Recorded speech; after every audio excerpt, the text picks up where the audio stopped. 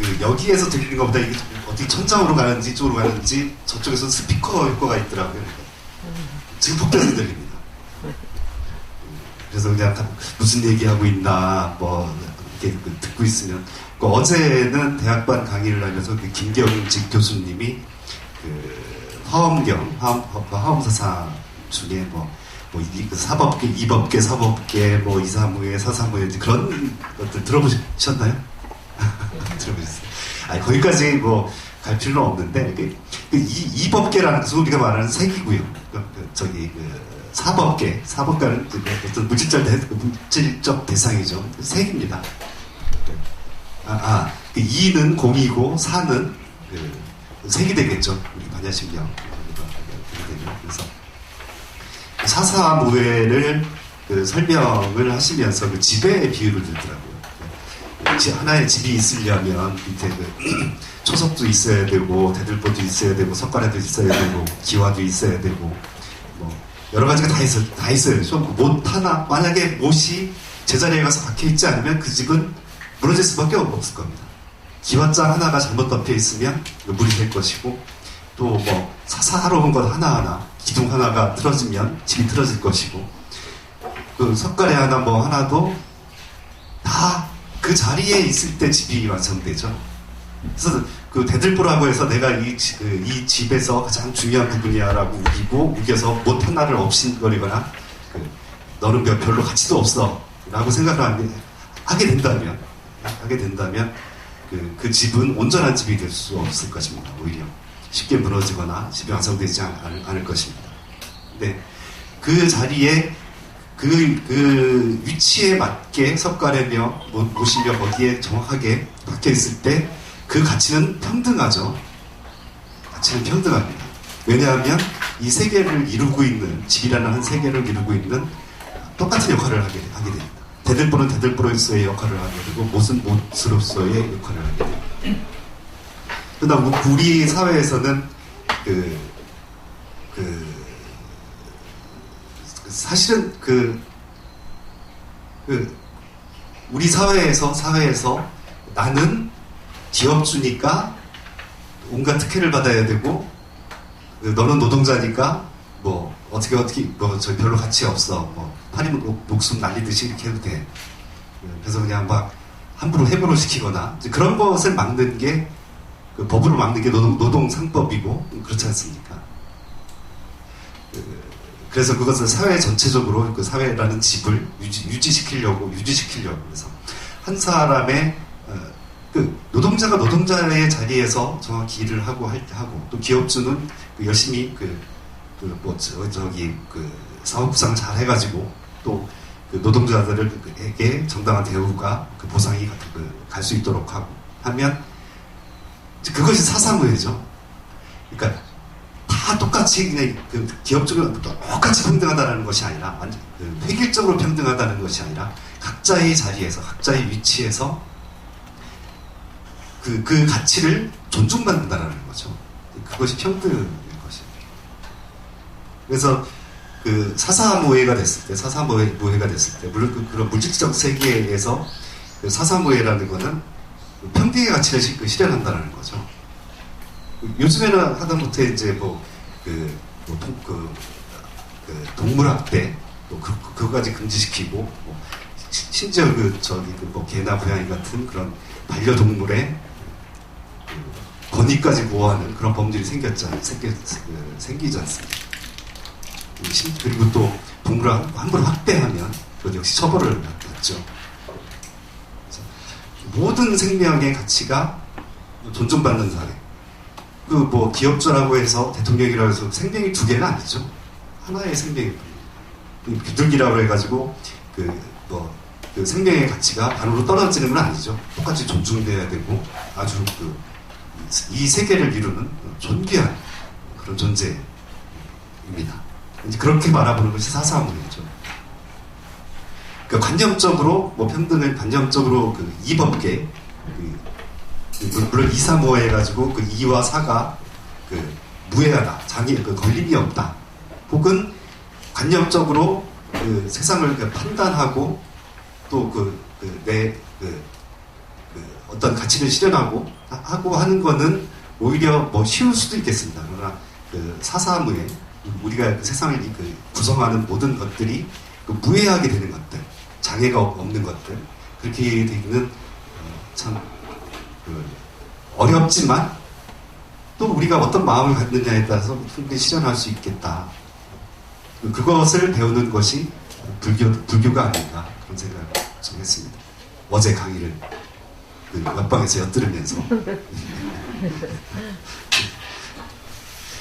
그래서 어제 지난주까지는 불교 교리에 대해서 같이 좀 공부를 했습니다. 삼법인 사성제 8정도, 중도, 중관, 이런저런 인과법 이런 것들에 대해서 오늘은 계율에 대해서 계율과 윤리, 불교의 계율과 윤리 그 부분을 할 차례입니다. 근데 거듭 말씀드리지만 불교는 철저한 인과법입니다. 씨앗을 뿌렸기 때문에 그 열매를 맺는 것처럼 우리가 지금 하고 있는 모든 행위들은 과거에 심어놓은 그 인의 결과이거나 지금의 또 어떤 인을 심어서 나중에 또 과보를 받게 되죠. 한 가지 예로 제가 백장야오라는 그 말씀을 먼저 좀 드리겠습니다. 백장은 백장선사라고 혹시 들어보셨나요? 백장 스님이라 중국 스님인데요. 그리고 그 스님, 이를테면 선원청규로 아주 유명하죠. 백장청규, 백장청규. 그래서 대중들이 살아가야 될 규칙들을 백장 스님께서 새로 만들어서 선원에서의 생활을 규정한 그런 일종의 율장이라고 할 수 있습니다. 계율이라고 할 때 계는 뒤에 나오긴 하겠지만 헌법이라고 하죠. 헌법. 우리가 헌법이 있고 그 밑에 법률이 있지 않습니까? 헌법은 한 사회, 그러니까 한 국가의 정체성을 규정하는 거죠. 그리고 법률이라는 것은 각 조항, 그래서 뭐 민법, 형사법, 뭐 형법, 그런 식으로 세부적으로 갈라져서 이것을 해서는 안 되고 이것이 일어났을 땐 이런 벌이 따르고 이러이러한 것이 이제 헌법과 법률처럼 계는 헌법과 비슷한 개념이고 율은 법률과 비슷한 개념입니다. 그래서 부처님께서 계를 정하는데 이를테면 자꾸 제가 바이블을 교회에는 계가 있죠. 10계가 있죠. 10계명. 그래서 그것 이외에 어떤 계율도 인정하지 않죠. 근데 불교는 좀 틀린 게 있습니다. 불교는 틀린 게 뭐냐면 부처님께서 계율을 정했거든요. 제가 계율을 정할 때 돌아가시면서 이제 이 계율들은 어떻게 합니까? 물으니까 또 필요한 것은 정리해라. 내가 그 수많은 계율을 정리해놨지만 그 시대의 상황에 맞게, 현재 상황에 맞게 계를 바꿔라, 정리해라. 왜냐하면 계라는 것이 딱 고정불변되어 있는 것이 아니다. 대중들을 편안하게 하고 대중들을 화합시키기 위해 필요한 것이 계율이다. 이제 그런 전제 조건이 있거든요. 그래서 부처님 스스로도 필요 없는 건 버려라. 재정비하라. 라고 합니다. 그러니까 그 위에 백장청규라는 그런 것도 나오죠. 근데 인도 사회하고 불교 사회는 중국 사회는 조금 틀린 부분이 있습니다. 인도 사회에서는 옷이 없어도 그냥 가사 하나만 걸쳐도 따뜻하니까 1년은 납니다. 그러나 중국이나 우리나라 북반 이쪽 북쪽으로 더 올라오게 되면 겨울에는 따뜻한 옷 안 입고 그냥 가사 한 장으로 못 살죠. 그리고 또 인도에서의 사원은 늘 도시 근처에 있었습니다. 왜냐하면 걸식을 빌어먹는 거죠. 그러니까 걸식을 그 걸식을 주된 생활로 했기 때문에 그래서 자급자족을 한다거나 뭐 내가 뭐 생산활동을 한다거나 그것이 용납되지 않았습니다. 근데 그 불교가 중국으로 넘어가면서 산속으로 들어가죠. 깊은 산으로 들어가 버립니다.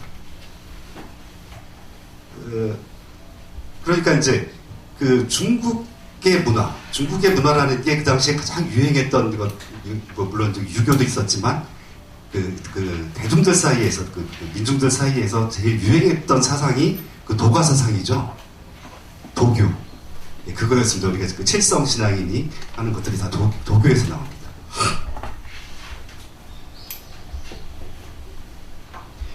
그래서 그 도가들이 추구했던 것들은 깊은 산속에서 올라 들어가서 신선이 되는 것, 불로장생하는 것, 그런 사상이지 않습니까? 그 문화와 불교가 결합을 해버립니다. 그래서 깊은 산속에다가 그 가람을, 그 절을 지어놓고 거기서 모여서 공동으로 생활을 하게 되죠. 그러니까 그 자급자족, 걸식에만 의존할 수가 없습니다. 걸식도 하겠지만, 그래서 뭐 쌀을 빌어오기도 하고, 뭐 이런저런 빌어오기도 하지만, 그 자체 내에서 자급자족이 되지 않으면 공동체를 운영할 수가 없죠. 영위해 나갈 수가 없습니다. 유지가 될 수가 없습니다. 그러니까 그때 이제 그 백장 스님의 이제 그 유명한 그런 말 있지 않습니까? 일일부자, 일일불식. 일하지 않는 자 먹지도 마라. 그래서 거기서 청규에 아예 규정을 해버립니다. 하루에 단 일을, 그러니까 그 생산하는 일이든, 뭐, 불량을 정비하는 일이든, 그것을 하지 않으면, 너 먹을 생각하지 말아라. 그래서 반드시 일을 해야 된다. 물력을 해야 된다. 라는 규정도 만들었습니다. 그러니까 그만큼 불교는 좀 딱 이렇게 십계명으로 고정되어 있다. 고정되어 있고, 요것을 벗어나면, 신의 벌을 받는다. 라고 규정해 놓지 않습니다. 언제든지 변할 수 있고, 또 그것이 어떤 아무리 좋은 그 규율이라 할지라도 그것이 대중을 불편하게 하고 또 대중의 화합을 깨트리는 거라면 폐기되어야 된다. 그래서 오죽하면 그런 말도 있습니다. 그 대중이 원하면 소도 잡아먹는다. 해인사 강원에서 있었던 유명한 일화입니다. 그 강원생들이 그 강원생이라면 학인입니다. 대학생 정도라고 보면 출가를 해가지고. 그래서 그 대중들이 저기 밑에 절 밑에 수박밭이 있는데 아주 수박이 아주 탐스럽게 열려 있습니다. 대중들이 모여서 공사라고 하는데 이제 회의를 했어요. 야, 우리 저기 하는데 저 수박밭에 가서 수박이나 몇 통 따다가 우리 좀 나눠 먹을까? 대중들이 좋다 하고 합의를 했어요. 그래서 수박서리를 했습니다. 하지만 그 다음날 수박밭 주인이 그냥 울그락불그락 해가지고 이제 주지 스님을 찾아온 거죠. 이거 수박값 물어내라. 여기서 여기 학인들이 이거 다 수박밭 저렇단 데고 수박 서리에 갔다. 주지 스님이 이제 그걸 수박값을 물어주고 이제 학인들을 다 모았죠. 다 모아서 이거 어떻게 된 거야? 대중이 이렇게 회의를 해서 수박 좀 서리에 복귀를 했다. 그리고 가지 않은 사람들은 누구냐? 하지만 서너 명이 자기네들은 도둑질을 할 수 없기 때문에 도둑질을 하지 말라. 뭐 그런 계율이 있지 않습니까? 그 계율을 지키려고 자기네들 가지 않았다. 하지만 주지스님이 딱 판결을 내리죠. 수박서리 안 간 놈들을 짐 싸 나가. 계율이라는 게 참 희한합니다. 니들은 대중이 하기로 했으면 같이 해야지. 니들만 잘났다고 여기서 남아있으면 어떡해. 그러면 니들이 상 받을 것 같아? 그래서 산문에서 그냥 축출을 해버립니다. 불교가 참 아이러니한 겁니다. 어떤 고정된 것이 없다. 우리가 계속 지난 시간에도 말씀드렸지 않습니까? 재행무상, 재범무. 고정된 어떤 것이 없다. 이제 그런 사상으로 인해가지고 그런 식의 행동이 가능해집니다. 그리고 그런 식의 오히려 도둑질 안 한 놈을 쫓아내는 그런 아이러니가 발생합니다. 그래서 계율의 우리가 계율을 오늘 공부를 같이 하실 텐데요. 그 근본 정신이 그렇다. 그리고 또 불교는 계율이 됐든 선정이 됐든 혹은 교리가 됐든 혹은 경전이 됐든 인과에 벗어난 일이 하나도 없습니다. 다 인과 속에서 있습니다.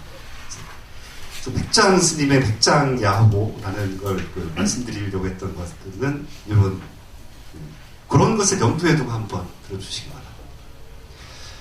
그러니까 백장 스님이 이제 산문을 개창을 해가지고 선원을 열어가지고 이제 법회를 하고 그러면 꼭 머리가 하얀 늙은이가 노인네가 촤리촤리 와가지고 많이 듣고 다 듣고는 또 사라지는 겁니다.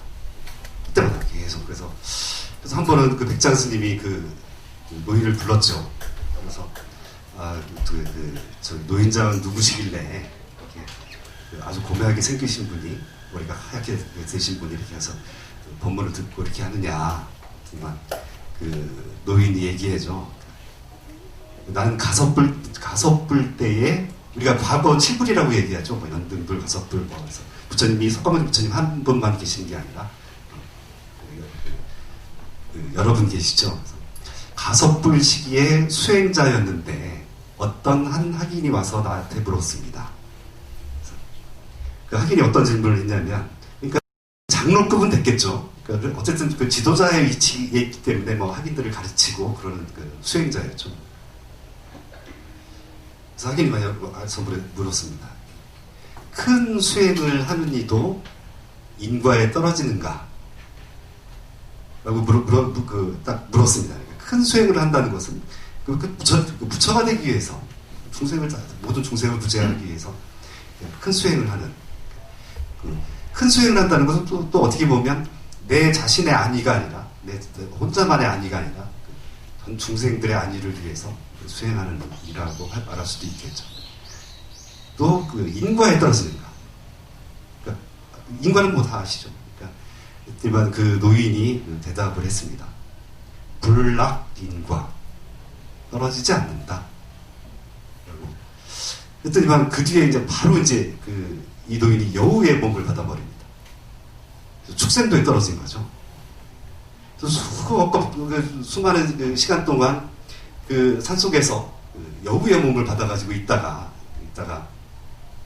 이제 백장 스님이 이제 도량을 열어서 이제 법회를 하고 법문을 한다고 그러니까 이제 사람으로 둔갑을 해가지고 그래서 듣고 그 법문을 듣고 이렇게 했던 거죠.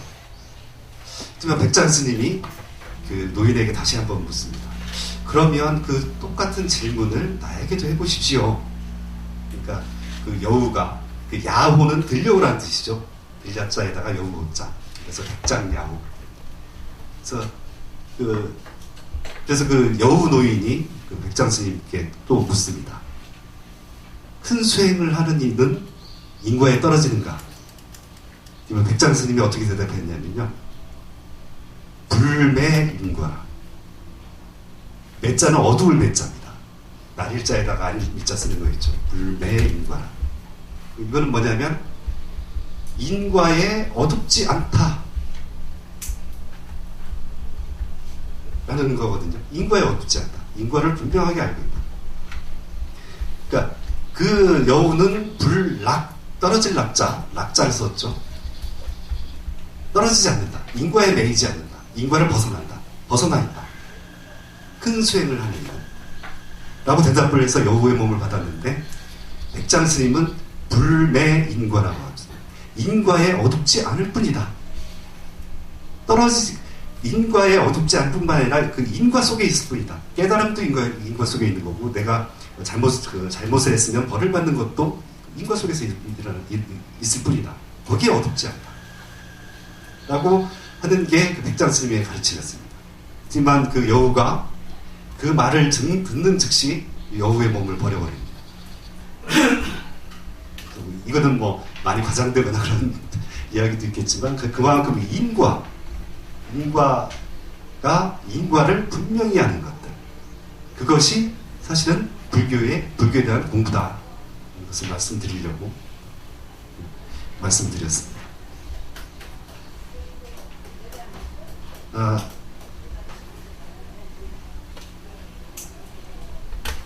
그래, 그거에 더불어서 또 제가 한 가지 말씀을 또 한 번 더 드리겠습니다. 역시 인과를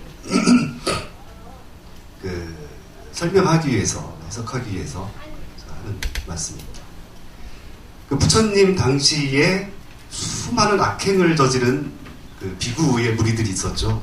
육군 비구라고 합니다. 그래서 비구 250개나 그 당시의 계율들이 대부분 이 육군 비구에 의해서 제정이 되죠. 그래서 처음부터 계율이 성립된 것이 아니라, 물론 3기계나 5개 같은 경우는 헌법 같은 것이기 때문에, 헌법의 성격이죠. 그렇기 때문에, 우리가 살아가는, 공동체에 살아가는 대중들의 근본적인 삶의 방식을 정하는 것이라면, 계율은 구체적인 생활 방식이죠. 그거는 정해지지 않았습니다. 근데 누군가가 잘못을 했다. 누군가의 뭐를 훔쳐왔다. 혹은 무슨 행동을 했다. 그것이 제가자들의 비난을 받고, 또 혹은 대중 화합을 깨트리고, 그러면 그때마다 부처님이 제정을 합니다. 대중들을 모아놓고 이거는 하지 말아라. 이것저것 때 아닌 때에 말에 들어가지 말아라. 심지어는 그런 것도 있습니다. 그러니까 계율은 잘 안 하는데 제가자들에게 잘 안 밝히는데, 또 그런 대목도 있습니다. 나무 위에서 오줌 넣지 말아라. 이 얘기는 연기가 있죠. 에피소드가 있습니다. 어떤 비구들이 나무 위에서 놀다가 그냥 급하니까 거기서 소변을 봐버린 겁니다. 마침 제가자들이 지나가고 있었는데 맞은 거죠. 기분 얼마나 나쁘겠습니까? 부처님 앞에 가서 따졌습니다. 어떻게 수행자가, 부처님 제자들이 이렇게 나무 위에서 그렇게 소변을 볼 수 있느냐 하니까, 이제 대중들을 모아놓고 이제 부처님께서 계율을 정하죠. 나무 위에서 오줌 넣지 말아라. 그러니까 또 육군 비구 중에 또 가출가한 어린 사미가 왔는데, 육군 비구가 이거 아주 장난꾸러기들이었는가. 사미를 어린 저기를 데려다 놓고 막 간지릅니다. 그러니까 얼마나 심하게 간질렸냐면 죽을 때까지 간질렀습니다. 그러니까 그러니까 장난이 얼마나 심했으면 간지르는 걸. 그러니까 부처님이 또 소집을 합니다. 그래서 간지르지 말아라. 어린 학인을 간지르지 말아라. 그런 계목에 이제 그런 것들까지 있습니다. 그래서 오늘 제가 말씀드리려고 하는 거는, 지금 말씀드리려는 가룟타이 존자의 경우입니다. 이제 육군 비구에는 발란타, 가룟타이, 난다, 마숙, 그런 6명의 스님들이 이제 율장에 많이 등장을 하죠. 그 중에 가룟타이는 그러니까 되게 못생기고 키는 크고 얼굴이 그냥 시커매가지고 흑요, 흑상 그런 식으로 한영이 돼 있거든요. 그 중에 또 아주 또 육군 비구 중에 또 그만큼 장난기가 심한 발란타라는 스님도 있었습니다. 발란타가 시내에 갔다가 오면서 이제 가룟타이 존자 앞에 막 자랑을 하죠. 야, 내가 시내 갔더니만 무슨 풍악도 울리고 해서 나 재밌게 놀다 왔다. 맛있는 것도 많이 얻어먹고 그래서 왔다. 가룟타이가 혹했습니다. 야, 가면 재밌겠는데. 어두울 무렵 이제 저작거리로 나갔죠. 시장으로 나갔습니다. 성에 들어가가지고 이제 밥을 비르려고, 거식을 하려고 어떤 이제 대문을 두드렸는데, 이제 거기 안주인이 나왔겠죠. 안주인이 나와가지고 딱 문을 여는 순간 희한하게 그때 천둥번개가 확 쳤습니다. 근데 아까도 말했듯이 그 가르타의 존자는 아주 도깨비 같은 그런 형상을 하고 있었기 때문에 그 부인이 가르타이의 그 모습을 보고 깜짝 놀랍니다. 아, 귀신이다! 하면서 그냥 놀라 자빠집니다. 그러면서 뱃속에 있던 아기가 유산이 됩니다.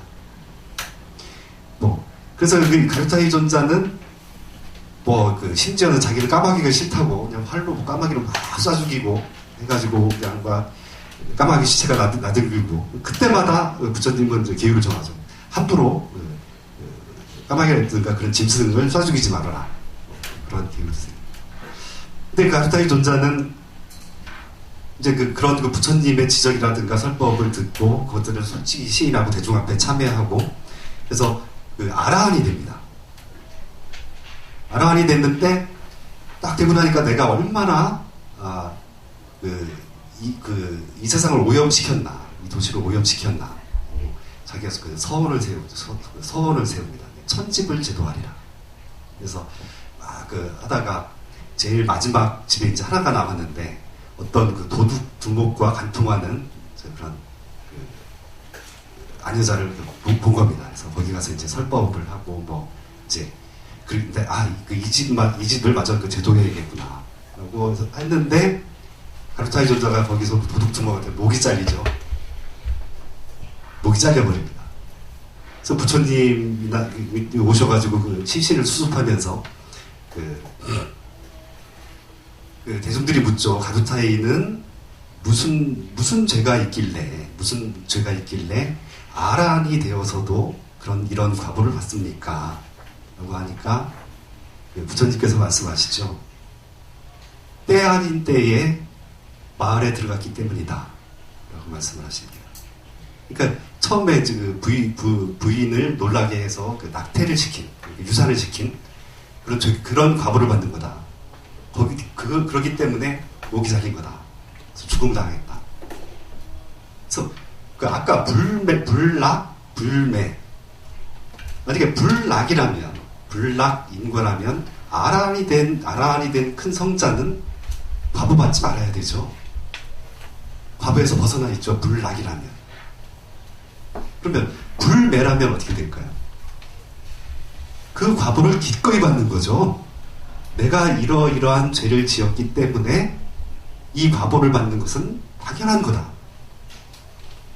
죄는 죄 자체는 내가 참회를 하고 누군가 화해를 하고 하는 순간 죄는 소멸될지언정 그 과보까지 소멸되진 않는다.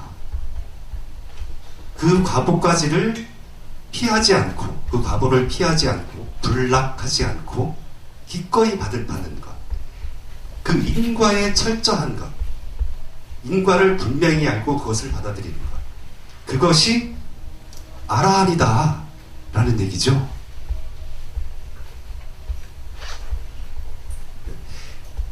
계율을 하면서 이제 다른 부분에서도 역시 역시 말씀을 드리겠습니다.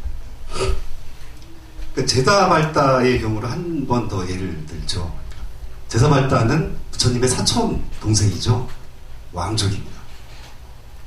그래서 이제 부처님 교단에 귀의를 해서 아주 막강한 실력자가 됩니다. 2인자, 부처님 다음에 2인자가 되죠. 2인자가 돼가지고, 제다발다는 보니까 이제 내가 왜 항상 넘버 2여야 돼. 내가 교단을 주름 잡아야 되는데. 그래서 5가지 조항을 내걸고 부처님께 반기를 봅니다. 그래서 이 5가지 조항을 5가지 조항은 뭐냐면 생활 규칙입니다. 그러니까 항상 나무 아래만 있을 것. 지붕이 덮이는 집 안에 들어가면 안 된다. 항상 분소이만 입을 것. 누군가가 이렇게 분소이는 화장할 때 시체를 덮은 천을 말합니다. 이제 그런 것을 주워 입어야지 누군가가 옷감을 짜준 그런 옷을 입어서는 안 됩니다. 또 생선이나 고기를 절대 먹지 않을 것. 항상 풀만 먹는다. 또 그러니까 그런 5가지 조항을 듭니다. 또 불살생, 절대 살생하지 않을 것. 그리고 5가지 조항을 딱 들었는데 부처님께서 거부하죠. 안 된다 그거. 근데 그 제자발다가 주장한 그 5가지 내용은 부처님 제자라면 누구나 지켜야 될 것들이거든요. 그 당시 사회에서. 그래서 두타제의를 마하가섭이라고 하는데 마하가섭조차 그 제안을 거절합니다.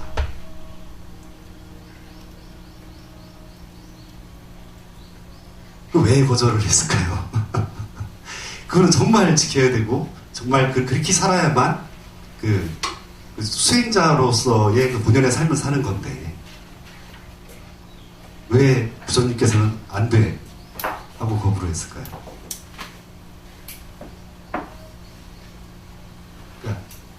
그런 겁니다. 그러니까 만약에 이것이 계율로 자리를 잡게 되면 계율로 자리를 잡아서 이것이 고정불변한 어떤 것이 되면 그것에서 약간 벗어나거나 혹은 누가 옷 갖다 줬는데 안 입고 버린다면 그거는 오히려 그 이상한 거 아닙니까?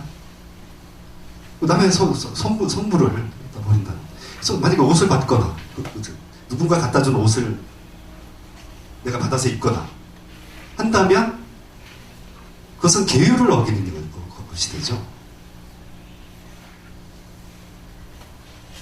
그래서 궁극적으로는 계율을 지키는 자와 지키지 않는 자로 나누어져 가지고 대중이 분열됩니다. 너 왜 그 옷 받아 입었어? 누가 그거 함부로 받아 입으래? 혹은 너 왜 시주가 준 고교에 안 먹? 왜 그거 왜 안 먹었어? 어쨌든 가서 고기를 주면 고기를 먹는 거고 생선을 주면 생선을 먹는 거고 밥을 주면 밥을 먹는 거고 그 당시에 그 걸식이라는 게 그런 개념인데 그렇게까지 철저하게 명문화시켜버리면 그리고 또 그것을 철저하게 적용을 하면 지범계차라고 하죠. 비율을 지니고 범하고 열고 닫고 라고 하는 것들을 적절하게 하지 못하면 이것들은 제자발자의 5가지 요구사항이라든가 그런 것들이 딱 명문화돼서 고정화된다면 십계명이랑 다를 바 없죠. 딱 고정되어 있으니까 이거는 절대적으로 지켜야 돼. 이데올로기가 됩니다. 그래서 그것을 벗어나면 악이 되는 거죠. 악으로 만들어버립니다. 그렇게 되면 교단이 분열되고 서로 싸움만 할 것이고 그러니까 부처님은 그 이상으로 철저하게 사셨던 분이죠. 와가섭도 그렇고 존자도 그렇고 그럼에도 불구하고 그것을 그렇게 제정하지 않았다라는 것의 의미는 재행무상 제어본부랑 다를 바가 하나도 없습니다. 고정화시키지 말아요. 어떤 행동이든 어떤 사상이든 이것들로 딱 고정시켜버리면 그것은 이미 생명력을 잃은 것이다. 오히려 그것들에게 사람들이 종속된다. 노예화된다. 주체로 서지 못한다. 그래서 이제 그것을 반대해버립니다. 그리고 저번 시간에 잠깐 말씀드린 것처럼 그런 철저한 계율, 특히 불살생에서 철저하게 지키는 게 그때 육사외도 중에 하나인 자인하교였습니다. 지금도 자인하교로 남아있죠. 거기는 불살생계만 유독 강조합니다. 불교와 교리도 거의 비슷하거든요. 근데 생활 측면에 있어서 교리에 있어서 불살생계를 유독 강조하고 그거에 대해서 철저하게 생활을 합니다. 교리상으로. 근데 그 사상을 부처님은 왜 외도다, 그릇된 견해다 라고 얘기를 했을까요? 그것은 그 교리 자체의 잘못이 있기 때문에. 제가 지금 좀 전에 제자발다의 경우처럼 자인하교에서는 불살생계를 유독 강조하기 때문에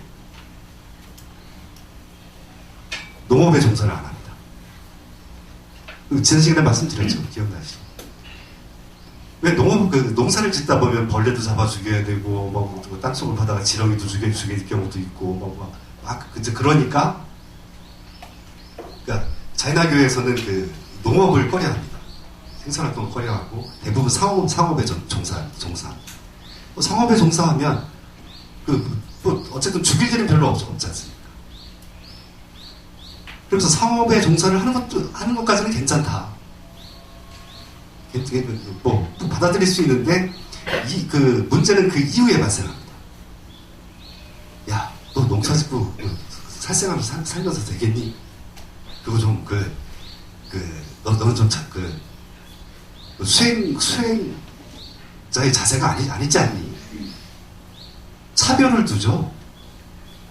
그러나 누군가가 먹기 위해서는, 농사 지어야죠. 농사 짓는 사람이 없으면 다 굶어 죽죠.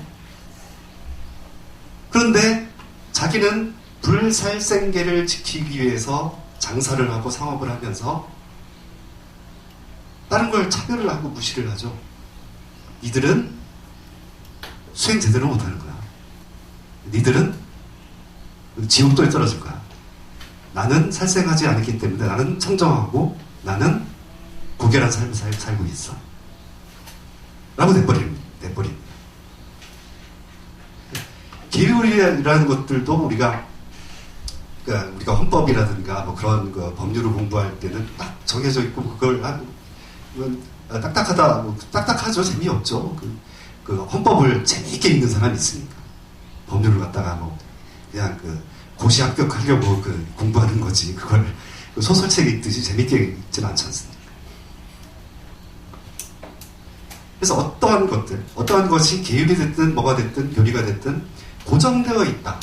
이것으로 딱 고정되어 있다라고 하는 순간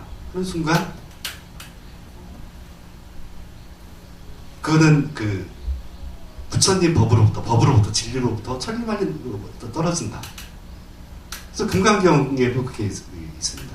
안욕따라 삼맥삼보리를 무유정법명 안욕따라 삼맥삼보리. 아무것도 고정돼 무유정법. 정법이라고 딱 고정되어 있는 것이 없다. 그것이 안욕따라 삼맥삼보리다.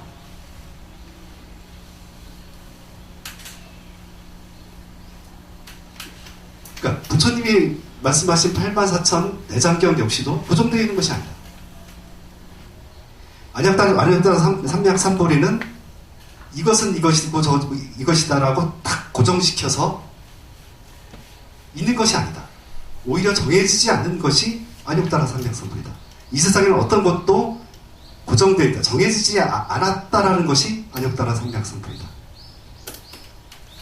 그래서 이 법은 안욕따라 삼맥삼보리, 이 법은 시법평등 무효고와 이 법은 평등에서 높낮이가 없다. 누구에게나 평등하고 또 누구에게나 평등하게 적용된다. 라는 것이 안욕따라 삼맥삼보리라고 얘기하죠. 그래서 계율 역시도 마찬가지입니다. 우리가 계율을 공부할 때 여기에 3기계, 5계, 여러 가지 그런 것들이 나오는데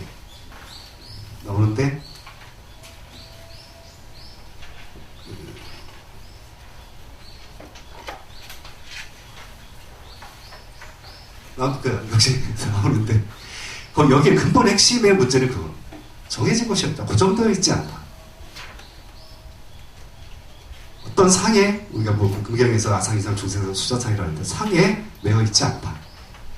라고 하는 것들이 우리가 계율을 공부를 하면서 기본적인 마음 바탕에 그걸 갖다가 바탕으로 깔고 계율을 좀 봤으면 좋겠습니다.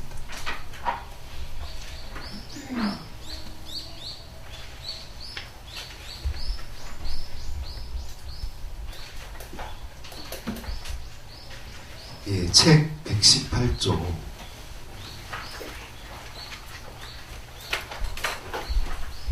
118쪽에 이제 삼귀계가 나오죠. 뭐 삼귀는 잘 아시죠, 다. 불법승 삼보에 귀의하는 것을 삼귀라고 합니다. 귀의라고 하는 것은 가서 의지한다라는 뜻이죠. 내가 삼귀라는 것은 불법승 삼보에 의지해서 공부하고 수행하며 생활을 한다라는 그런 다짐입니다.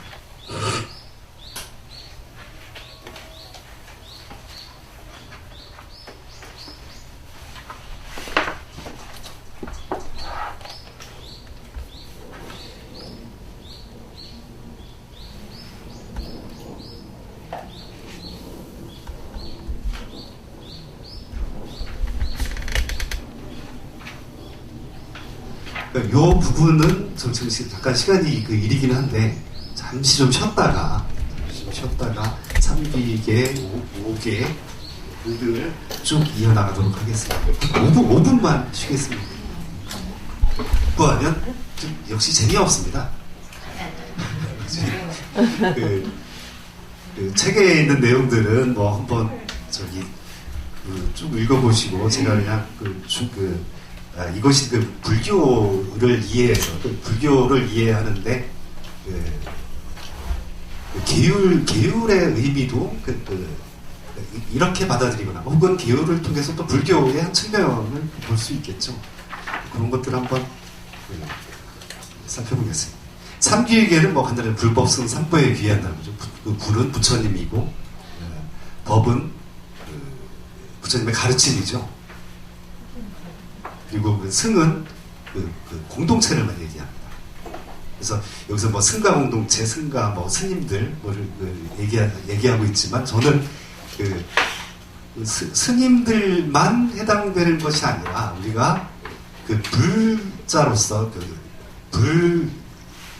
불자로서의 수행을 하는 공동체에 귀의한다라고 해석이 돼야지 맞다고 생각합니다. 물론 이제 스님들 거기에는 스님들도 포함되어 있을 것이고 우리 구성하는 보다 큰 의미의 공동체겠죠.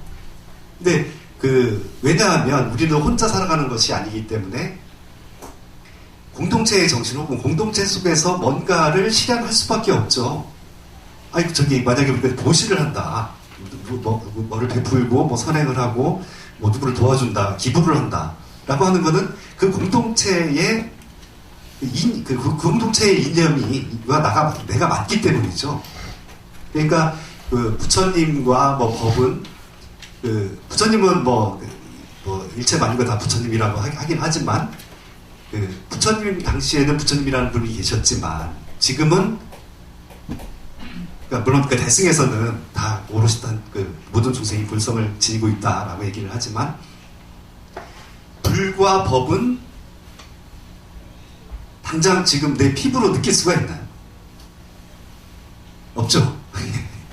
그러나 공동체는 지금 우리가 지금 요 강의실 안에서의 공동체는 저와 여기 계신 분들이 같은 이념을, 같은 지향점을 갖고 이렇게 하고 있는 거죠. 그래서 이 공동체에 실질적으로 옆에서 같이 밥을 먹고 일을 하고 공부를 하고 있는 그 공동체에 사실은 의지하지 않으면 물론 독학이라든가 그런 혼자서 산속에 들어가서 혼자서 수행하고 이제 그런 사람들도 있지만 더 넓게 우리가 사회생활을 영위하고 그 속에서 불교를 실천하고 불교를 공부한다는 것은 그 공동체에 귀의하지 않으면 그것들을 부처로 실천할 수가 없습니다. 사실 그런 의미로 받아들여야 되지. 스님들께 귀의합니다 해가지고 스님들 앞에 가서는 3배 무조건 올려야 되고 그렇게 해석을 하는 사람들이 많이 있더라고요. 이제까지 거의 그런 식으로, 왜냐하면 불교가 스님들 위주로 진행되다 보니까 그런 식으로 해석을 많이 하고 역시 승자가 나오니까 승가라는 거 하는 것은 공동체를 얘기합니다. 그러니까 구체적으로 부처님과 부처님의 가르침을 내가 실천으로 옮길 수 있는 그 공동체에 의지하지 않으면 내가 아무리 좋은 걸 배운다 하더라도 그것을 실현할 수 있는 방법은 없겠죠. 결국 그 사회 속에서 실현되는 거고, 그것은 관계 속에서 실현되는, 살아가면서 실현되는 것이기 때문에. 그런 식으로 그 승을, 그런 식으로 승가란 화합을 이상으로 살아가는 스님들의 공동체를 말하기 때문이다. 라고 얘기는 하지만, 그거보다는 제가 말하는, 말씀드리는 그 공동체, 그러니까 그 부처님의 법을 수행하고 실현시킬 수 있는, 실천할 수 있는 공동체, 그 집단에 귀의한다. 그렇게 살아가는데, 그렇게 살아가기로 다짐하는 것들, 그리고 그것이 삼귀이계입니다. 네, 121쪽 그 5개가 있습니다.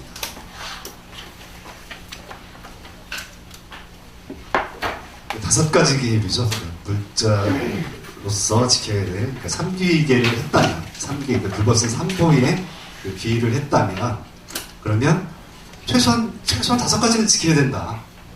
헌법 조항이나 마찬가지죠. 이 다섯 가지는 근본이 되는 계율이다. 그래서 그 다섯 가지입니다. 그 111쪽 그 밑에 보면 그 다섯 가지가 무엇입니까? 라고 물으니까 부처님께서 대답을 하셨습니다. 첫째는 살생하지 않는 일입니다. 사람이 살아있는 모든 생명체를 소중히 여기면 모든 생명체가 그를 두려워하지 않으니 이것이 바로 세상에서 두려움을 없애는 첫 번째 커다란 도시입니다. 살생하지 않는 건 당연한 거죠. 살생하는 것뿐만이 아니라 누구를 괴롭히거나, 또 요즘 보면 자기 아들이라고 해서 아동학대,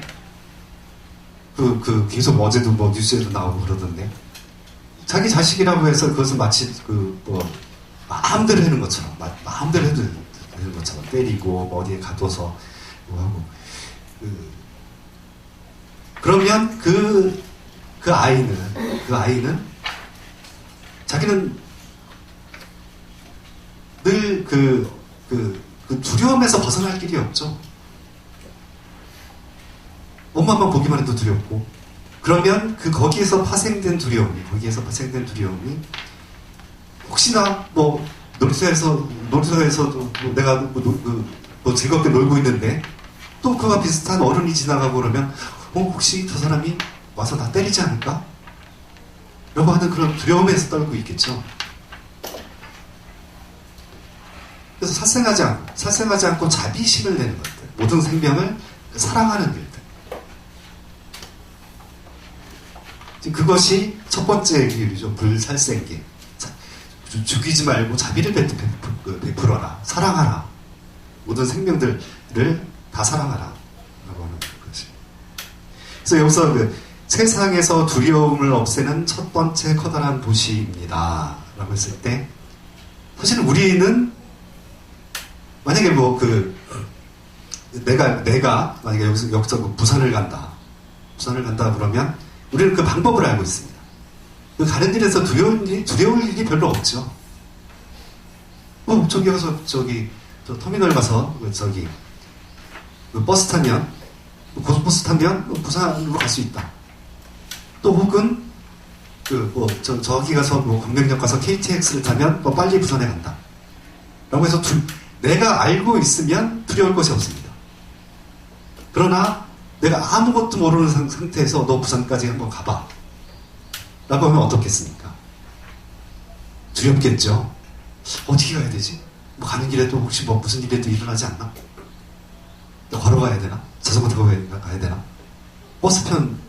버스편이 그런 편이 버스라든 그런 것이 없을 때에는, 그런 걸 없을 때 아니라 몰랐을 때는 나는 그 두려움에 떨고 있습니다.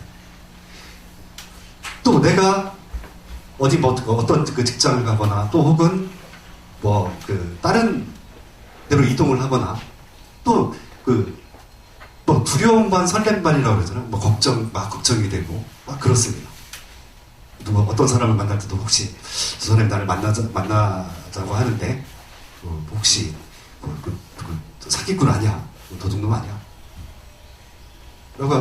라고 하는 그런 두려운 감정이 들죠. 근데 심지어는 우리가 어떤 삶과 죽음의 문제. 그 문제가 닥쳤을 때는 정말 두렵죠. 내가 죽는다는 것이? 그러면 이 세상의 것들, 내가 쌓아온 것들, 뭐 이런 것들 다 버리고 난 사랑하는 사람들과 헤어져야 되고, 뭐 하고 그러면 얼마나 두렵습니까? 전혀 다른 세계로 이동하는 겁니다. 그래서 요 5가지 기후를 설명하면서 계속 나오는 게 두려움을 없앤다 라는 것들이 계속 나옵니다. 이 5가지 이야기 중에. 그래서 우리가 관세음보살 보문품을 보면 그럼 관세음보살이 어떤 사람이냐라고 물으니까 관세음보살은 두려움을 없애주는 이다 라고 경전에 이렇게 나와 있습니다. 그러니까 어떤 삶과 죽음의 문제뿐만이 아니라 내가 갖고 있는 실질적인 고통들, 또 어두운 밤길을 가다가 무언가를 만날지도 모른다는 두려움, 또 혹은 산행을 하다가 뱀을 만나서 물릴지도 모른다는 두려움, 그런 두려움에서 그 두려움을 없애주는 일을 관세음보살이라고 부른다. 그래서 관세음보살은 어떻게 없애주느냐? 1000개의 눈과 1000개의 손으로, 1000개의 눈으로는 중생들의 아픔을, 고통을 다 살펴보시죠. 다 살펴보시고, 다 그 괴로워하는 소리를 듣고, 그 다음에 1000개의 손으로 중생들 다 어루만져주죠. 야, 두려워하지 말아라. 마치 아기가 엄마 품에서 아무 두려움을 못 느끼는 것처럼. 막 혼자 있을 때는 두려워서, 아기가 우는 게 뭔가 불만스럽다거나 두려워서 우는 거 아닙니까? 본능적으로 그렇게 우는 거 아닐까요? 여기를 키워보신 들 많으니까 그것 때문에 우는 거 아닐까요? 내가 안락하고 편한데 울 이유는 없지 않습니까?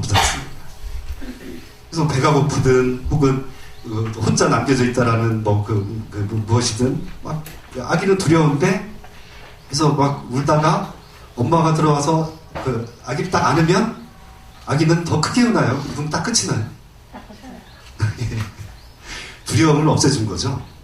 엄마가 그 아기의 두려움을 없애줬습니다. 그래서 우리가 우리가 지금 말하는 5개를 설하는 데 있어서 중요한 포인트가 거기 있겠죠. 남이 나를 해칠지 모른다. 혹은 도둑질할지 모른다. 혹은 그러한 두려움, 엄마처럼 엄마가 아기를 안았을 때 아기가 그 두려움에서 벗어나는 것처럼 우리가 5개를 지니고 5개를 실천하는 것 역시 똑같다. 두려움을 없애는 거다. 나 스스로 두려움을 없앨 뿐만 아니라 내가 살생하는 마음을 접고 딱 없애고 자비한 마음을, 사랑하는 마음을 내면 나 스스로도 두려움이 없어지고 나를 대하는 모든 생명체들이 그 두려움에서 벗어나지겠죠. 예. 그래서 계율 역시, 우리가 말하는 그 5가지 계율 역시 딱딱하게 이거 하지 말아라 저거 하지 말아라 그런 것이 아니라 모두의 행복을 위한 길이다. 두려움과 불안과 두려움이 없어지면 그 다음에는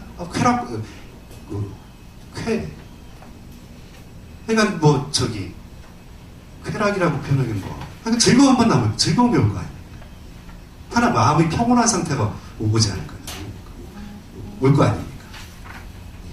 그런 의미에서 5개를 바라봐야 된다 라고 말씀드리고 싶습니다. 그래서 살생을 하거나 모든 다른 생명을 학대하거나 괴롭히거나 라고 하면 그것을 재미삼아 하면 유영춘인가 화성 연쇄살인 하면 그 사람은 그 자비 종자가 사라지는 거 아닙니까? 끊어지는 거 아닙니까? 사랑하는 마음이 끊어져 버리는 거 아닙니까? 영영 스스로도 두렵고 남들도 두렵게 하는 거. 근데 다시 한번 생각해 봐야 될 게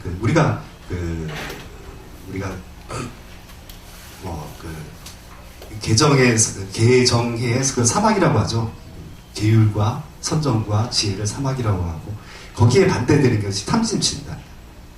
탐욕 부리고 성내고 화내고 어리석은 거. 근데 그거는 동전의 양면 같은 것이어서 내 마음을 어떻게 쓰느냐에 따라서 탐진치, 삼독이 드러나기도 하고, 또 어떻게 쓰느냐에 따라서 사막이 드러나기도 하고, 부처의 마음을 내면 사막이 되는 거고요. 혹은 악마의 마음을 내면 그게 삼독이 되는 거죠. 어떻게 쓰느냐에 달려 있습니다. 만약에 유영춘이 그 살인하려는 마음, 유영춘이 맞나요? 아니 틀린 것 같기도 하고. 갑자기 비슷한 것 같아요. 네, 그렇게 알아서 드리시죠. 이렇게 연쇄살인을 그렇게 집요하게 할 만큼 그 마음을 자비로 돌렸다면, 살생의 마음을 자비로 돌렸다면, 그래서 그 자비를 집요하게 실천하고 막 사람을 도와주고 사람들을 아끼고, 그냥 어려운 사람만 있으면 가서 그냥 팔 벗고 나서서 도와주고 했다면, 그 사람은 성자의 반열로 오르겠죠. 살인자가 아니라 성자의 반열로 올라서서 어떤 마음을 내느냐에 따라서. 122쪽. 그래서 그 둘째는 그 부분이 있죠. 제가 한번 읽겠습니다. 둘째는 주지 않는 것을 갖지 않는 일입니다. 제 것 아닌 것을 탐내지 않고 함부로 갖지 않으면 사람들을 그를 믿게 되고 그를 두려워하지 않으니 이것이 바로 세상에서 두려움을 없애는 두 번째 커다란 불씨입니다. 이것은 뭐 물건뿐만이 아니라 그 물건을 훔치는 것도 나쁜 거죠. 나쁜 것인데, 남의 권리라든가 권익을 빼앗는 사람들이 있죠. 그것을 속박하고 혹은 정당한 대가를 지불하지 않고, 라고 하면 그건 역시 빼앗는 일이죠. 또 혹은 남의 존중하지 않고, 나랑 생각이 다르다고 해서, 나랑 피부색이 다르다고 해서, 혹은 나랑 신분이 다르다고 해서 그 사람들의 인권을 조롱하고 혹은 인권을 침해하고 라는 일들이 무수하게 일어나지 않습니까? 그러면 사람들은 그 사람 옆에 가까이 가기 싫어하죠. 아니, 가기만 해도 나를 무시하고, 자기가 뭐라고 해서, 심지어는 한화 무슨 회장은 자기 아들 맞았다고, 야구 방망이 갖고 와서도 한 대 얼마씩 받고 맞아. 그리고 때려버리지 않습니까? 오히려 자기 아들이 맞고 왔으면 좀, 부모 마음에서 얼마나 속이 아프겠습니까? 마음이 쓰리고. 그렇다 하더라도, 우리가 초등학교에서도 막 그런 경우 많이 있지 않습니까? 애들 친구들끼리 싸우다가 오면은, 그래, 누구야? 하면서 가서 그냥, 그놈 가서 똑같이 보복해 주는 일은 별로 없죠. 그러니까 웬만하면 서로 친구들끼리 싸우는 거 아니야. 서로 화해하고, 엄마가, 너네들 하나씩 맛있는 과자 사줄 테니까 화해하고 친한 친구로 지내. 라고 대부분 말씀하시죠. 근데 그걸 똑같이 안 갚음을 하면 그 둘 사이는 친구가 될까요? 안 될까요? 예. 영원히 왼수로 남겠죠. 그래서 물건, 재산뿐만이 아니라, 권리, 인권, 그런 것까지도 다 존중해주고 빼앗지 않는 것. 그것이 두려움을 없애주는 두 번째 커다란 도시입니다. 그 밑에 이렇게 보면 셋째 이렇게 나와 있죠. 셋째는 그릇된 성관계를 갖지 않는 일입니다. 자신의 배우자가 아닌 이와 혹은 아직 보호자의 도움이 필요한 이와 강제로 관계를 맺지 않아야 합니다. 그러면 상대방은 그를 두려워하자니 이것이 바로 세상에서 두려움을 없애는 세 번째 커다란 도시입니다. 당연하죠. 요즘 N번방이니 뭐 해서 그 성을 뭐 저기 재산의 돈의 수단으로 삼거나 그렇게 함으로 인해서 그 성착취 뭐 동의하는 착취 이것도 착취라고 표현을 하죠. 빼앗는 거죠. 그 사람이 권리를 빼앗는 겁니다. 존중받아야 될 여자는 여자로서의 권리, 남자는 남자로서의 권리 그런 것들이 있을 텐데 남자라는 이유로 여자의 권리를 빼앗아 버리는 거죠. 여자로서의 존엄한 가치를 훼손시켜 버리는 일. 그러면 당연히 그 청정한 종자가 끊어져 버리겠죠. 냄새나고 더럽죠. 쉽게 얘기하면 저 사람 보기만 해도 말하는 소리만 해도 입에서 그냥 구취가 나. 저 사람 보기만 해도 제 아무리 양복을 깔끔하게 차려입고 그래도 저 사람 보면 왠지 냄새가 나는 것 같아. 청정 종자가 끊어져 버림. 바로 밑에 넷째 읽겠습니다. 거짓말을 하지 않는 일입니다. 보았으면 보았다고, 보지 못했으면 보지 못했다고, 알면 안다고, 알지 못하면 알지 못한다고 사실 그대로 말해야 합니다. 그러면 상대방은 그를 믿고 두려워하지 않으니 이것이 바로 세상에서 두려움을 없애는 네 번째 커다란 도시입니다.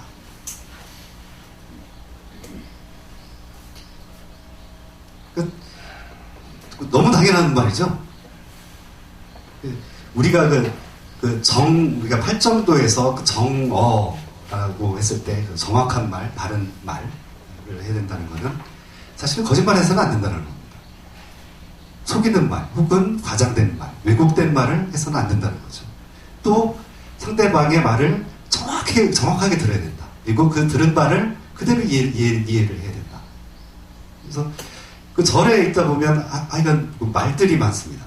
근데 정확하게 알아듣고 누군가에게 정확하게 말을 하면 오해의 소지가 많이 줄어드는데 자기한테 유리한 것만 혹은 그 사람을 공격하기에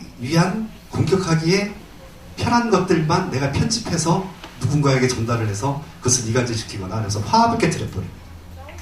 그래서 서로 천천히 왼수가 되고 근데 우리가 정확한 말을 들을 줄 알고 쓸 줄 알고 그렇게 옮길 줄 안다면 하나 에피소드를 말씀드리려다가 이를테면 어떠한 일들이 쫙 있으면 그 한 부분 내가 한 행위를 쏙 빼놓고 얘기를 합니다. 그러면서 전혀 싸움이 일어날 만한 상황이 아닌데 전혀 상관없는 두 사람을 혹은 두 집단을 왼수로 만들어버립니다. 근데 그 사람들 역시도 그 말을 듣고 그것들을 정확하게 확인하면 되거든요. 이것이 이렇게 해서 어떻게 된 거냐. 이렇게 해서 이렇게 된 거다. 그리고 그 서로 오해가 있었다. 미안하다.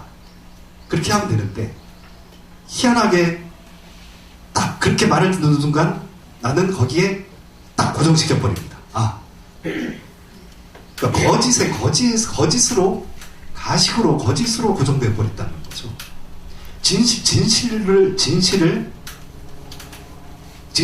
확인하려고 하거나 혹은 진실을 폐기해버리고 나한테 유리한 어떤 것 혹은 상대방을 공격하기에 좋은 것들만 편집을 해서 알아듣거나 전달을 합니다. 그러면 이걸로 인해서 대중들은 대중 화합이 깨트려지고 내가 누군가를 증오한다는 것, 내가 누군가를 비호하고 증오한다는 것은 그만큼 또 그 사람 역시 똑같이 그렇게 되겠죠. 나한테 대해서. 그럼 서로 두려움에 떨어집니다. 진실을 말하는 것, 진실만 이야기하는 것, 거짓말하지 않고 진실을 이야기하는 것. 이것이 이 공동체 혹은 우리가 살고 있는 사회를 두려움을 없애고 화합시키는 일이죠. 우리는 두려움에 떨었을 때는 두려움에 떨고 있을 때는 누군가를 공격하게 돼 있습니다. 심지어는 내가 두려움에 막 떨고 있으면 누군가 앞서가다 손을 내밀면 이거 나를 공격하겠다는 거구나 하면서 사실 내 주먹이 날아가지 않을까요? 그런 경우도 서로 있지 않을까요? 그러니까 뱀도 사람을 물 일 없습니다. 내가 해칠 마음이 없는데 그런데 산에 다니다 보면 뭐 물론 등산로 같은 경우에는 그런 독사라든가 그것들이 많이 출몰하진 않지만 등산로 아닌 산에 저는 그런 산을 많이 다니거든요. 약초를 핀다거나 버섯을 딴다거나 다니다 보면 그래서 꼭 장화를 신고 갑니다. 이 뱀이란 놈은 아니 사람이 지나가면 좀 비키지 하고 있습니다. 심지어는 뭐 그냥 뱀을 옆에 두고 그냥 가면서도 모릅니다. 그래서 뒤에 따라오는 사람이 야 너 뱀 못 봤어? 어디? 그 뱀이 또아리를 들고 있는 겁니다. 그러니까 뱀 역시도 자기가 두려워하기 때문에 공격을 하겠죠. 아 재미삼아 공격하는 건 아니었어. 저 사람이 나를 공격할지 몰라. 내가 먼저 공격해야지. 두려움 때문에 그런 거지 않습니까? 우리가 말하고 하는 것 역시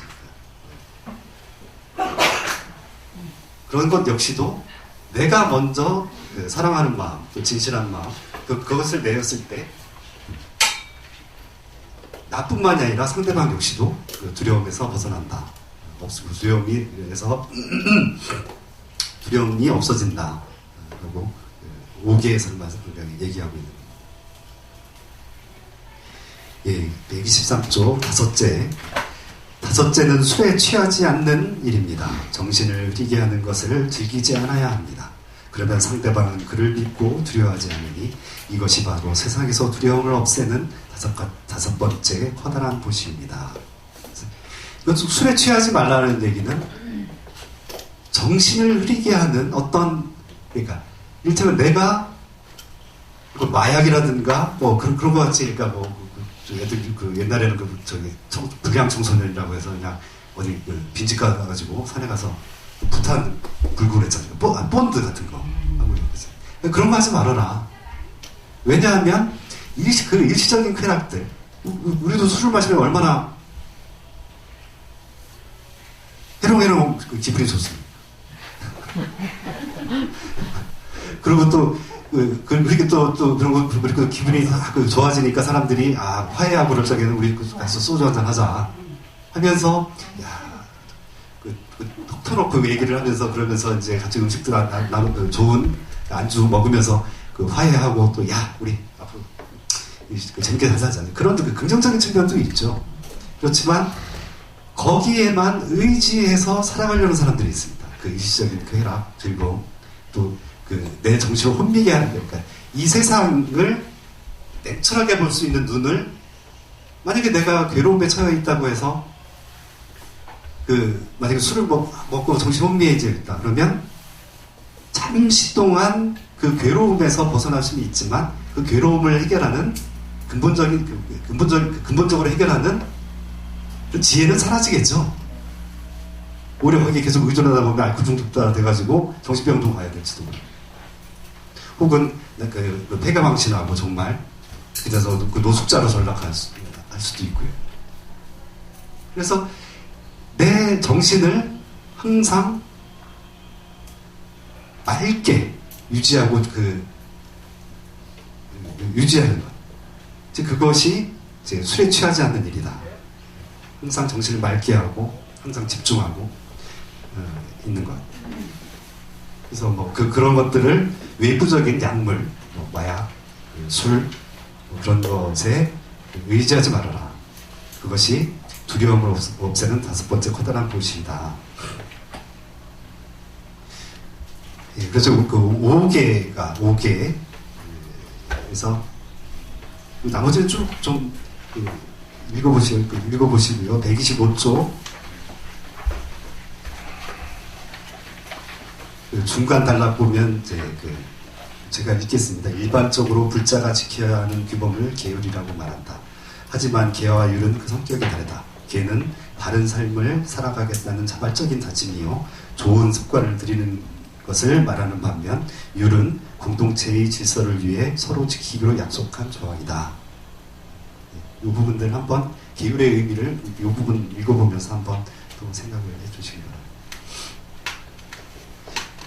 설악산 백담사에 아주 유명한 일전에 몇 년 전에 입적하신 조오현 선사 그 조오연 스님이라고, 오연 스님이라고 들어보신 적 있나요?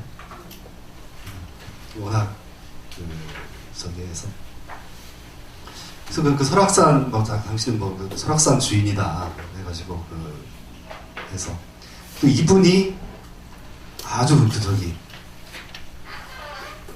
국차를 엄청 하셨어요. 그러니까 한 번은 조선일보 기자가 이제 인터뷰를 하면서 그 조오연 스님한테 이제 묻죠.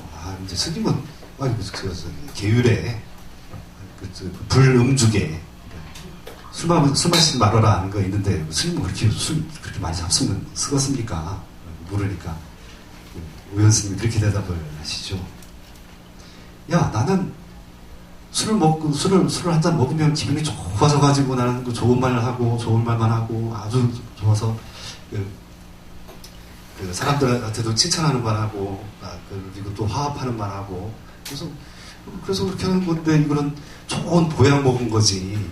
무슨 내가 무슨 저기 독주 먹은 거냐. 근데 그 너희들은 봐라. 조금 밥 먹고 좋은 고기에다가 좋은 반찬에다가 좋은 밥 먹고 그래서 맨날 쌈밥질이나 하고 누구 사기나 치고 누굴 비난하는 말만 하고 막 그러면 그거 독약 먹은 거지 그게 뭐 좋은 밥 먹은 거냐. 그렇지 않을까요? 그렇지 않습니까? 그래서 그 스님께서 그렇게 대답을 하셨어요. 그렇게 말씀을 하셨어요. 내가 무엇을 먹든 내가 정신 차리고 정신을 맑게 하고 그리고 또 사람과 화합하는 말하고 또 진실한 말하고 또 그 칭찬하는 말하고 쌈박질하지 않고 늘 화합시키고 이런 거 하면 정말 그것은 보약이죠. 보약입니다. 그러나 제 아무리 좋은 음식을 먹어도 그냥 제가 말씀드린 것처럼 이 오계를 벗어난 다른 행위를 한다고 독 먹은 거죠. 그 마음의 독을 음식은 좋은 걸 먹었을지는 모르지만 오히려 마음속에서는 독을 키우는 그런 걸 겁니다. 그래서 우리가 그 오계, 불자로서 지켜야 될 오계는 그렇다고 뭐 아까도 말씀드렸듯이 딱 고정되어 있는 건 아니다. 이거 지범계차를 잘해야 된다. 오계를 지니고 지니고 또 혹은 범하고. 그러니까 우리가 범하지 않을 수가 없거든요. 술 한잔 먹을 수 있죠. 그러면 오계를 범하는 거지 않습니까? 그러나 그것을 범했다 하더라도 그것을 참여하고 또 내가 그 술 한잔 먹은 것들이 대중의 이익이 될 수 있도록 하고 그리고 또 그걸로 인해서 내가 망가지거나 그걸로 인해서 내가 정신이 혼미해져서 누군가를 공격하거나 그러지 않고 잘 화합하고 그러는 그것이 범하고 내가 걔를 지니고 있지만 또 술 한잔 먹으면서 그걸 범했지만 또 내가 참여를 하고 또 다시 해서 그걸 다시 원래의 상태로 회복되는 것. 원래의 계율의 상태로 회복되는 것. 이것이 그 지범계차입니다. 그래서 우리가 그 계율을 지니더라도 범할 때 있으면 범해야죠. 누군가가 저 한 사람으로 인해 가지고 지금 막 대중들이 이렇게 모여있는데 누구가 그 폭탄을 두고 던지려고 해요. 그러면 그 사람을 죽여서라도 막아야죠. 그러면 불살생계를 범한 거죠. 범했습니다. 그랬는데 그러나 다른 사람들의 입장, 다른 사람들은 그 광장에 모여있던 사람들의 목숨 살린 거죠, 내가 또. 그래서 열었다 닫았다, 개차, 열고 닫는 거. 그런 것들을 우리가 오계를 실천할 때, 계율을 실천할 때 그런 것들을 잘 구분해서 실천해야 된다. 그래서 그거는 지범계차를 잘 하려면 내가 지혜의 눈이 없으면 그렇게 되게 될 수가 없죠. 지혜의 눈을 그리고 또 바른 견해를 갖고 있지 않으면 지범계차를 할 수가 없습니다. 그래서 우리가 계율과 그래서 계정해 계율과 선정과 지혜 그거는 세 개가 따로 있는 것이 아니라 한 공간에서 한 바퀴 속에서 자전거 바퀴살처럼 이렇게 돌아가는 거죠.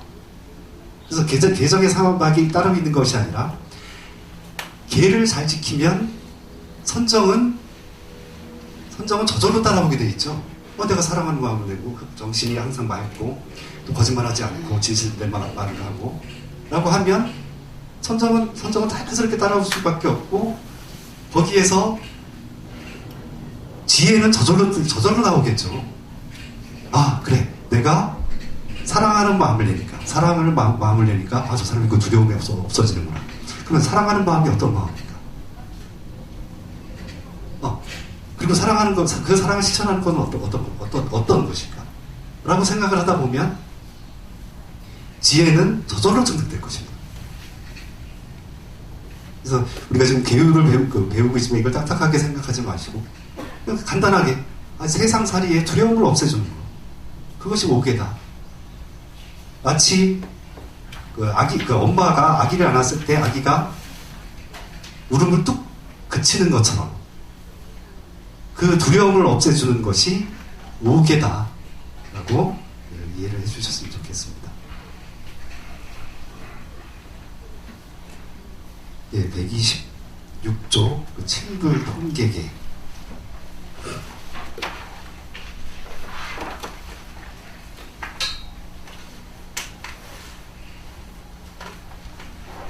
칠불 통계라는 것은 과거에 일곱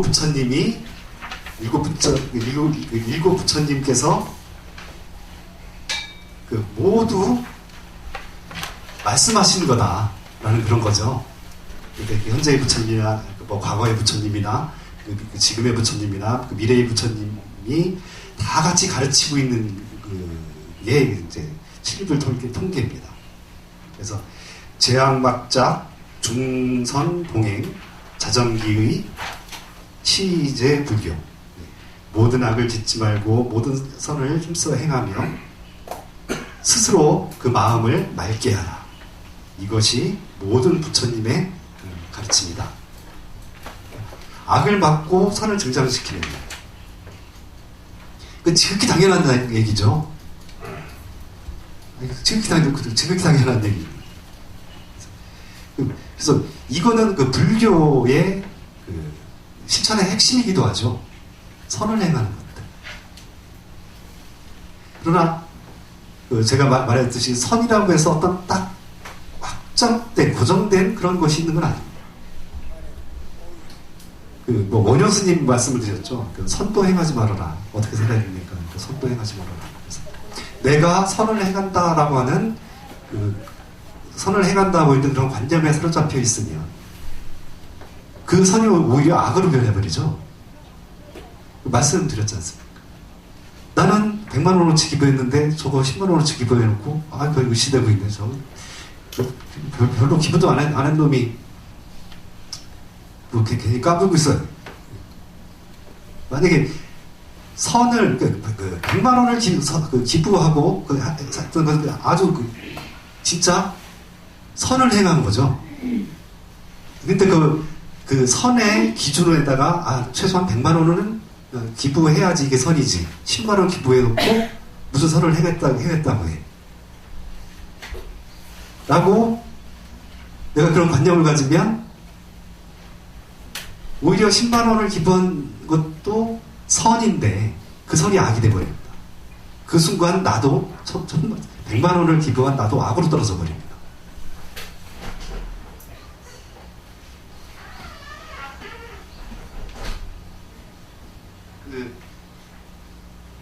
그러니까 악은 우리가 선악이라고 할 때 악은 반드시 막아야 되는 거죠.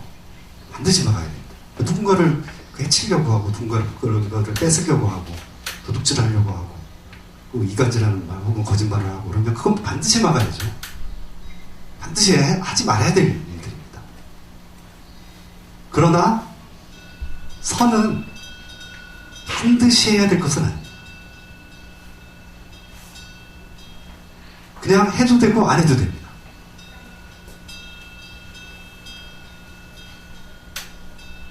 반드시 해야 된다. 선을 반드시 해야 된다 그러면 좀 전에 제가 말씀드린 100만원 기부자와 10만원 기부자의 그런 차별이 생겨버립니다.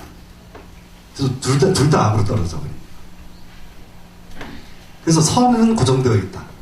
혹은 내가 이거에 대해서 어떤 그 기준이 있다. 라고 하면 오히려 불선, 불악이 이 세상에는 더 많죠. 그렇게 이루어져 있습니다. 그래서 불선, 불악도 선으로 생각해야 됩니다. 악도 아니고 선도 아닌 그 중간의 상태도 우리가 선으로 바라볼 때 제가 아무리 많이 내가 그 선을 기부를 많이 했다 하더라도 기부하지 않는 것, 최소한 남의 것을 뺏거나 하지 않은 것도 선으로 바라봐야 된다는 겁니다. 그럴 때 내 선의 가치는 더욱더 빛납니다. 그럴 때 나는 그 진정한 보살이라고 할 수 있겠죠. 우리가 세세상의 보살도 그런 거 많이 하지 않습니까? 그러니까 악을 근절시키고 그 악을 근절시키고 그 외의 모든 것을 선으로 볼 수 있는 보는 것, 그리고 그 악을 선으로 끊임없이 변화시키려고 노력하는 것. 그것이 보살도입니다. 그것이 두려움을 없애주는 일입니다. 그것이 두려움을 없애주는 가장 큰 도시라고 할 수 있겠습니다. 7불 통계 넘어가겠습니다.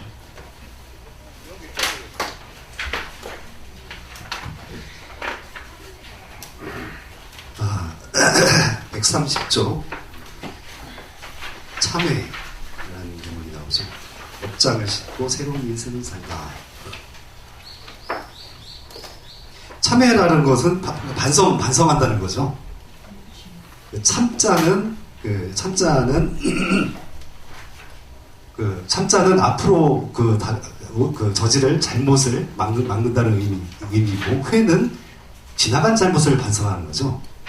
그래서 그 지나간 잘못을 반성하고 앞으로 올 잘못을 막는다는 것이 참회입니다. 그리고 또 두 번 다시 그 잘못이 반복되지 않도록 하는 것, 그것이 참회입니다. 근데 내 잘못을, 그러니까 아까도 말씀드렸는데, 참회는 죄를 소멸시키기 위해서는, 만약에 내가 그 친구랑 싸웠어요. 내가 좀 잘못을 해가지고, 그래서 이렇게 하다 보니까 싸웠으면, 우선은 그 죄를 친구의 범한 죄를 소멸시키려면, 내가 어떠한 잘못을 했는지 내가 분명히 알고 있어야 되죠. 다 알고 있어요. 내가 참 그때 이런 오해 때문에 그 친구를 잘못된 생각 때문에 그 친구를 오해해가지고 공경에 빠뜨렸어. 이러면 안 되는 건데. 그래서 그것을 정확하게 알고 있고, 그리고 그 친구한테 가서 다 드러내야 되죠. 솔직하게 다 드러내야 됩니다. 야, 그때는 이렇게 돼서 네 마음을 좀 아프게 했어. 너를 좀 손해보게 했어. 미안해. 다시는 이런 짓 저지르지 않을게. 우리 다시, 그리고 또 만약에 나로 인해서 손해본 게 있으면 내가 다 변상할게. 그래서 그 진실한 마음을 내서 우선 자기 죄를 자기가 정확히 알고 있고, 그 죄를 다 드러내놓고, 그리고 또 앞으로는 다시는 내가 네 마음 아프게 하지 않을게. 다시는 이런 일 없도록 할게. 하면 그 죄는 소멸되죠. 왜냐하면 다 드러내놓고 죄는 소멸되지만, 그러나 과보는 남죠. 그 친구를 손해보게 했으면 그만큼 혹은 그 이상의 보상을 해야 되죠. 보상을 해야 됩니다. 그래서 참회를 했을 때, 어떤 내가 잘못을 지어서, 지금 당장 돈이 없다면 내가 누구 갚을게. 혹은 그래서 참회를 했으면 그 죄와 업장이 소멸되면서, 그 죄가 소멸되지만 보상을 해야 된다는 과보는 역시 남아있는 거죠. 그래서 참회를 했으면 그 과보에 대해서 불락할까요? 불매할까요? 예. 분명히 알겠죠. 나 기꺼이 갚을게.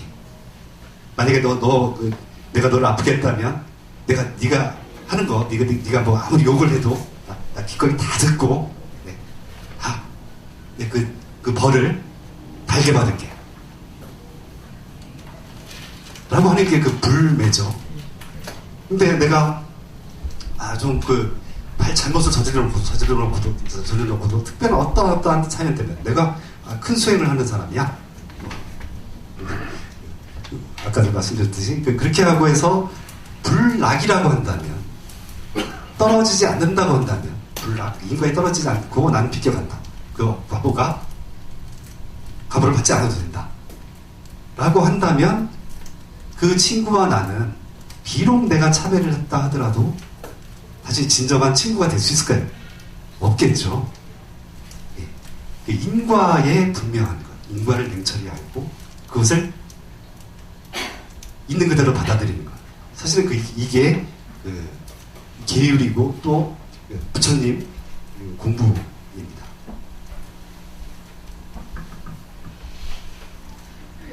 그래서 131쪽 중간에 보면 여기도 첫째부터 넷째까지 있어요.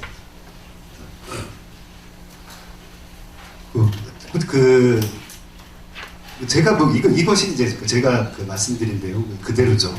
첫째 자신이 알면서 지은 악업을 드러내고 그에 따른 과보를 기꺼이 받겠다는 마음가짐이 우선이고, 둘째, 의도하지 않았지만 자신으로 인해 다른 이가 피해를 받았다면 그에 대해 진심으로 미안해해야 하며, 셋째, 습관적으로 자신의 이익만을 추구하면서 다른 이에게 피해가 돌아가도 개의치 않았던 이기적인 마음과 행동을 반성하고 뉘우치며, 넷째, 세세생생 윤회를 반복하며 습관적으로 일어나는 악한 마음과 습관적으로 저지르는 악한 행동이 새로운 선업을 짓는 데는 장애가 되는 업장임을 알아차리고 그것을 치서내기 위해 노력해야 된다.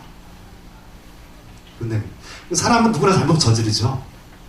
과오가 없는 사람은 없죠.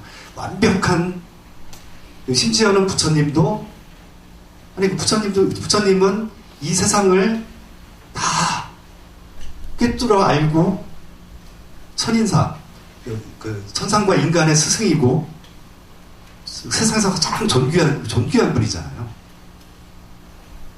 그런데 그때 당시에도 부처님께서도 엄청난 과보를 받잖아요. 자기 고국인 카필라국이 망하죠. 그리고 자기 형제들, 왕족들, 그런 것들이 그냥 죽임을 당하고, 다른 나라 군대에 의해서. 그런 일들이, 제다발다가 반기를 들고 일어나서 엄청난 싸움이 일어나죠. 그러니까 부처님 세상에서 가장 존귀한 분도 그런 과보를 받습니다. 그래서 이웃 나라에서, 무슨 나라더라? 그러니까 이웃 나라에서 카필라국을 치러 군대를 딱 이동하죠. 근데 부처님께서 딱 앉아 계십니다. 돌아가라. 왜 이 나라 망하게 하려고 하냐. 하지만 돌아갑니다. 또 두 번째 또 군대 원정 보낸다는 얘기를 듣고 또 길목에서 딱 앉아 계십니다. 또 돌아갑니다. 또 세 번째로 또 친구가 한다는 소식을 듣습니다. 어쩔 수 없구나. 이것이 내가 감내해야 될 과보구나. 그래서 조금 군대를 지연을 시킵니다. 왜냐하면 그러면 그때 당시 다른 나라를 점령을 하면 남자나 왕족이나 특히 귀족들은 다 죽여버리지 않습니까? 그리고 여자라든가 어린아이는 노예로 삼아버리고. 그래서 죽어야 될 처지에 있는 사람들이 그 시간을 조금이라도 벌어가지고 도망가라. 이제 그러면서 이제 길을 터줍니다. 결국은 자기 조국이 망하죠. 내용을 조금 더 말씀드리고 계율에 대한 공부를 좀 마치도록 하겠습니다. 133쪽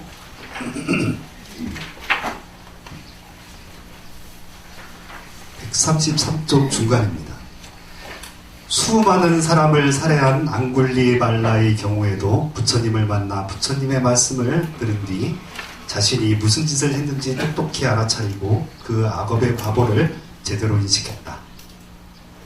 그래서 비록 살생의 악업은 지었지만 선하고 바른 업을 짓는 수행자로 거듭날 수 있었다. 앙굴리마라 얘기는 좀 아시죠?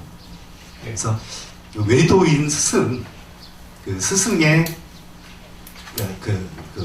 부인이죠. 사모가 앙굴리마라를 아주 되게 이쁘게 봤던 모양입니다.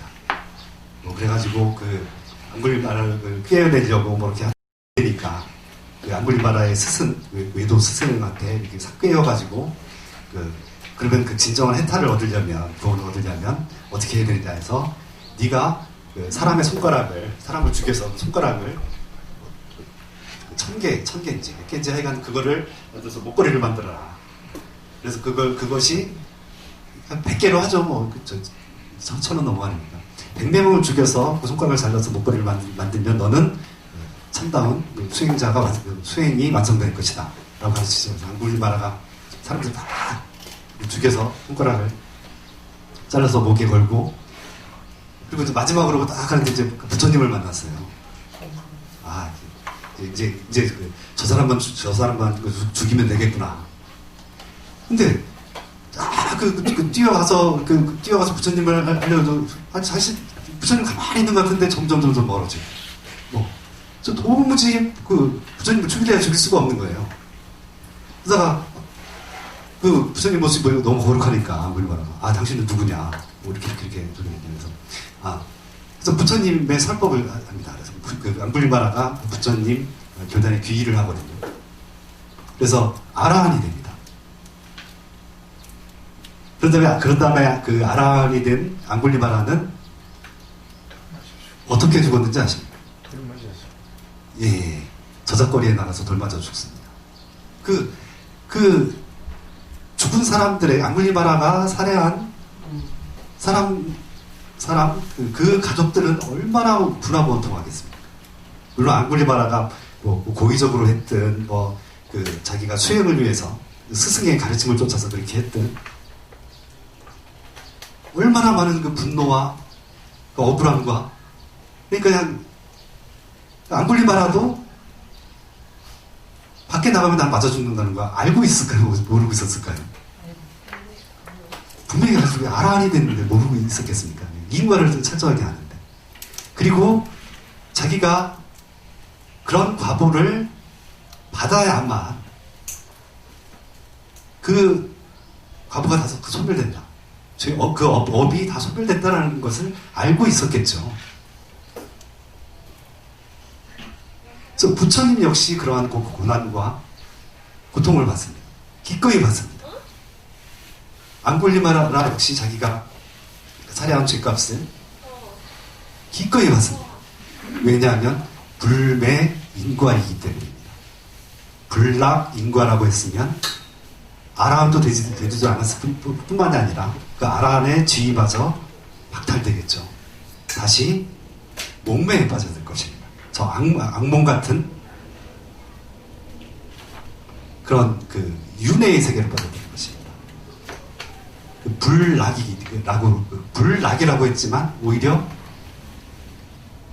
지옥에 떨어지는 축생에 떨어지는 고통을 받고 그렇게 했던 것처럼 여우가, 우리가 인과에 대해서 분명히 불매하기 때문에 앙굴리마라는 성인이 될 수 있었던 겁니다. 그런 것들, 계율에 대해서 오늘 불자의 윤리와 도덕은 한번 읽어보시고요. 2시간 동안을 사실은 1시간은 계율만 하고 1시간은 뒤에 있는 올바른 수행의 종류와 방법 그걸 좀 할까 했는데 제가 말이 좀 길어졌습니다. 그래서 인과를 분명히 하는 거, 불매 인과하는 거, 그리고 또 제가 그 교리 공부를 하면서 산법인 재법무와 재무상, 일체계고. 그래서 우리가 그 계율이 됐든 나중에 뭐 다른 거 수행법 혹은 그 바람일 그런 것이 됐든 불교를 이해하는 기본이 되는 것들은 그런 것들입니다. 인과를 분명히 알고 분명히 알고 우리가 삼법인에 대해서 무아와 무상을 아는 거죠.